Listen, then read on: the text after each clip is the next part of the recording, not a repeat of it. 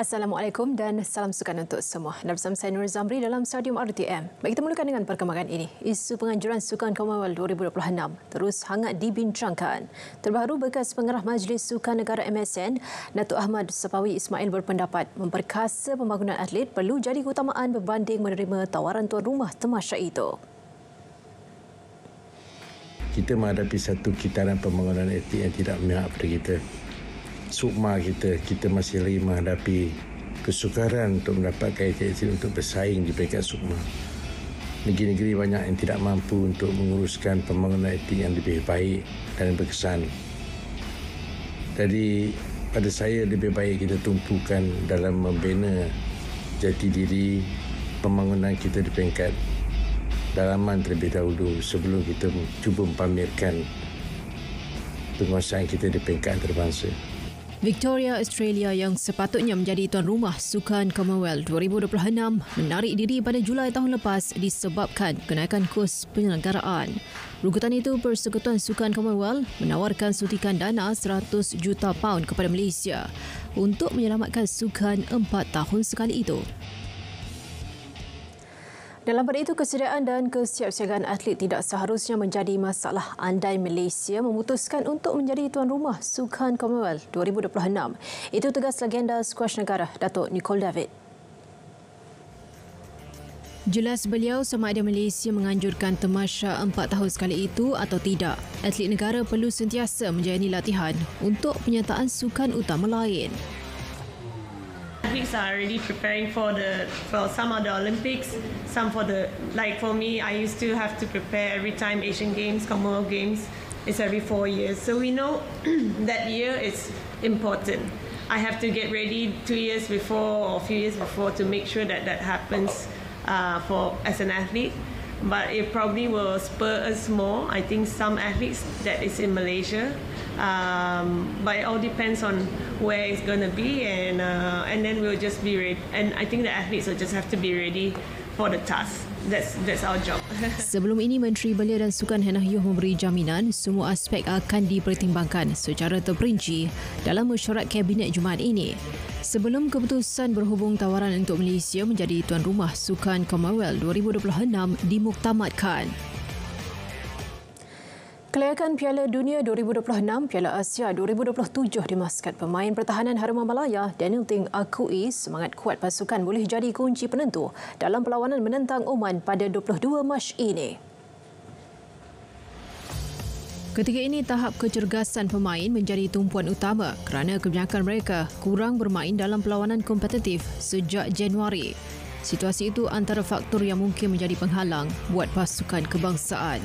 Meskipun berdepan cabaran itu, Daniel optimis kesemua rakan sepasukannya akan mengambil inspirasi daripada persembahan mereka ketika seri 3-3 menentang Korea Selatan pada perlawanan kumpulan Piala Asia 2023 Januari lepas. Keputusan seri itu boleh dianggap sebagai keputusan bersejarah buat Harimau Malaya dalam era moden bola sepak susulan jurang ranking yang besar, iaitu Malaysia ketika itu di tempat ke-130, manakala Korea Selatan ke-23 dunia.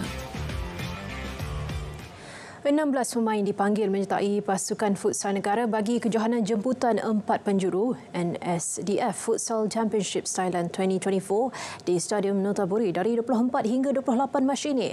Jurulatih skuad futsal kebangsaan Rockpool Senegal mahu anak buahnya menunjukkan kemampuan sebenar selain memperolehi pengalaman berharga pada kejohanan tersebut. In this tournament, very difficult and very good for look the new player, and we prepare for some system with me, and we hope we do the best for this tournament, and we try to do the best for Malaysia. Selepas daripada kejohanan ini, skuad negara dijadualkan mengharungi perlawanan persahabatan di Vietnam pada 5 April sebelum bersaing pada kejuaraan futsal ASEAN di Thailand pada 11 hingga 19 Mei. Skuad kebangsaan kali ini dibarisi 7 pemain Johor Darul Takzim, 4 pemain Selangor FC. Pemain lain yang turut dipanggil ialah Hamdin Zarif dan Harith Naim dari Pahang Rangers FC, Farhan Khairul dari Shah Alam City, Sid Syahrul Nizam dari Terengganu dan Hikmal Firdaus dari Sabah. Skuad hoki lelaki kebangsaan bakal berdepan perlawanan pemanas badan menentang New Zealand. Ketua Jurulatih Sarjit Singh berkata, perlawanan itu adalah bagi menguji kekuatan skuad Speedy Tigers yang berwajah baru sebelum beraksi di Piala Sultan Azlan Shah yang akan bermula dari 4 hingga 11 Mei ini.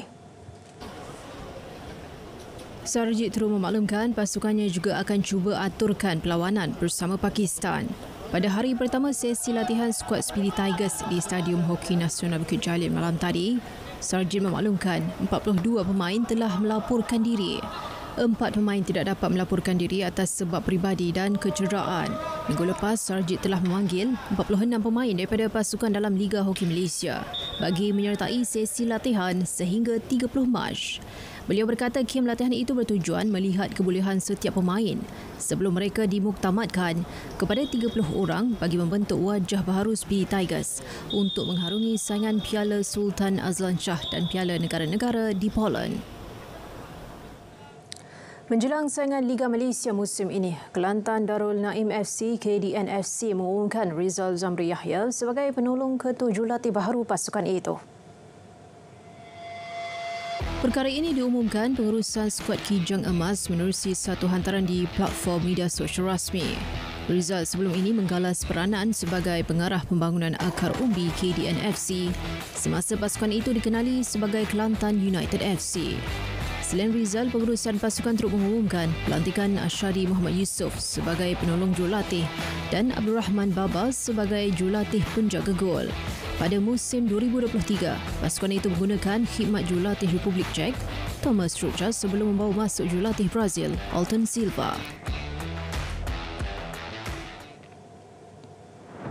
Sementara itu, Selangor FC turut dijangka membawa masuk pembantu jurulatih baru bagi memantapkan pasukan untuk menghadapi saingan musim ini.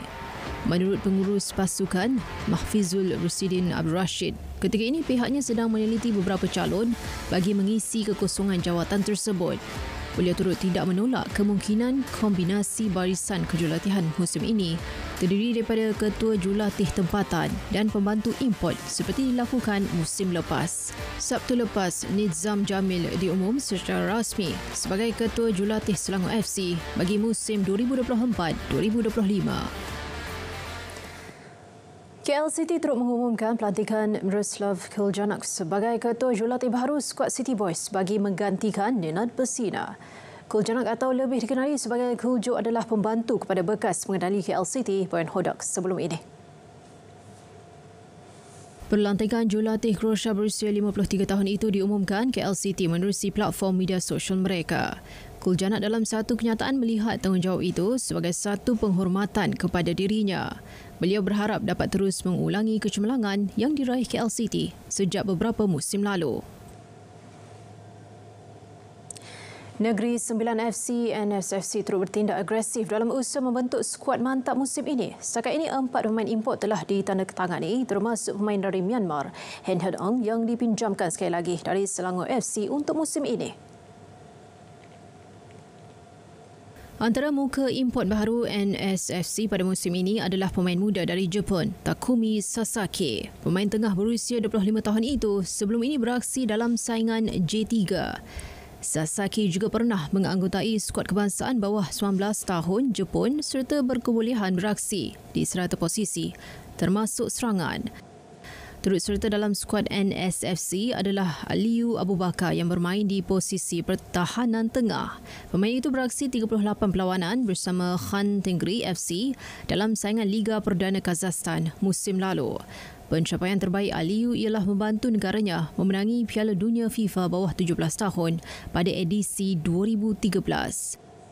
Seterusnya di posisi serangan, NSFC berjaya membawa masuk Jack Fay, pemain kelahiran Senegal berusia 29 tahun itu, sebelum ini beraksi bersama PDRM FC sejak 2019. Sementara itu, bekas pemain kebangsaan Muhammad Hadin Azman terus menjadi senjata baharu skuad NSFC. Dalam saingan musim lalu, Hadin mencatatkan 4 jaringan dan 3 bantuan gol dalam 21 perlawanan bersama Penang FC. Sekian Stadium RTM dari Sungai ke Segara Palestin Pasti Merdeka. Salam Malaysia Madani dan salam sukan untuk semua.